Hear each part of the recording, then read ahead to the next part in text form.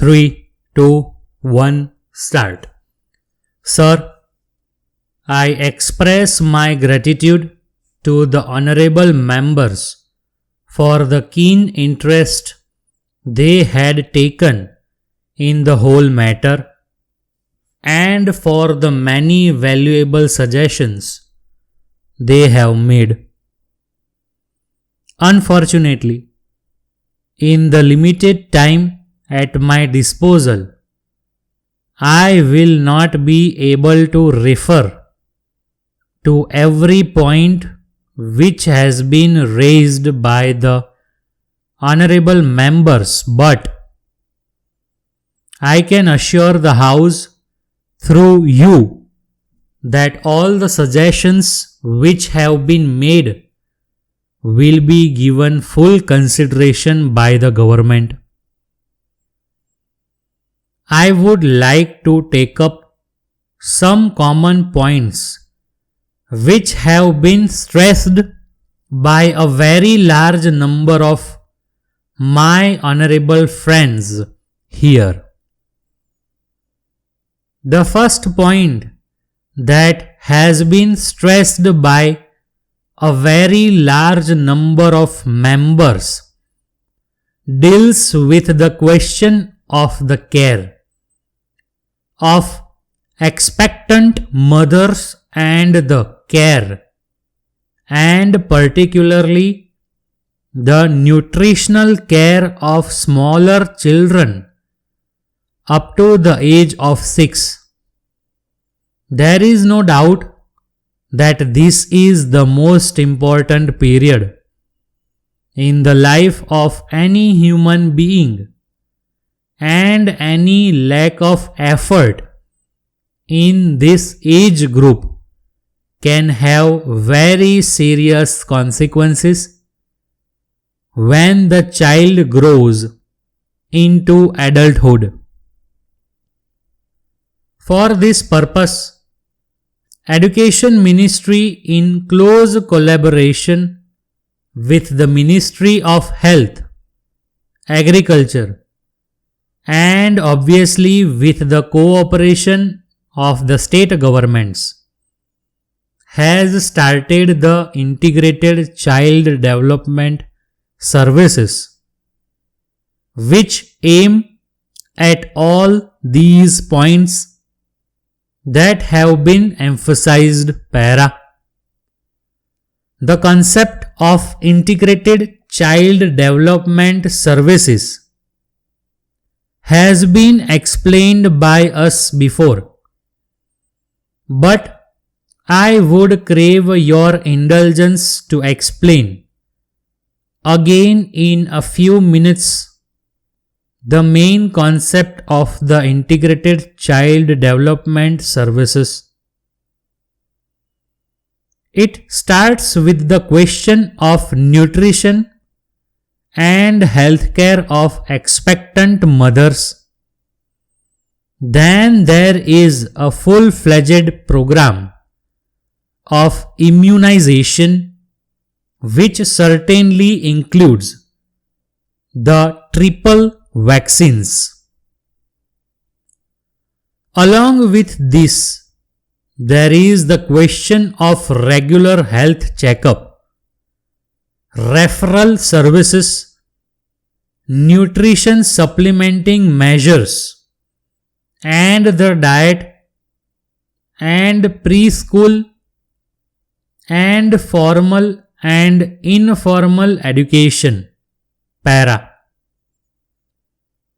We consider it absolutely essential that children of the age group 3 to 6, and particularly those belonging to the weaker sections of the community, should be provided with such care so that they can develop proper attitudes and motivations, and also their character formation is influenced in a healthy direction. For this purpose, we propose to set up centers as far as possible in close proximity of a primary school to involve elder children, especially girls, to participate in the looking after of the younger babies as a part of their work experience. Para. It would provide them with adequate training to learn about how to look after children and younger babies. It would also provide assistance to the center's workers and a full-fledged training program the workers have to undertake.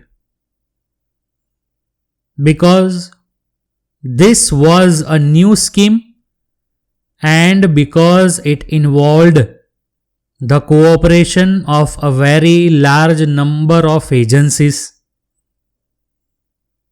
it was felt that let the systems be worked out in a small number of blocks, and we have chosen 35 blocks.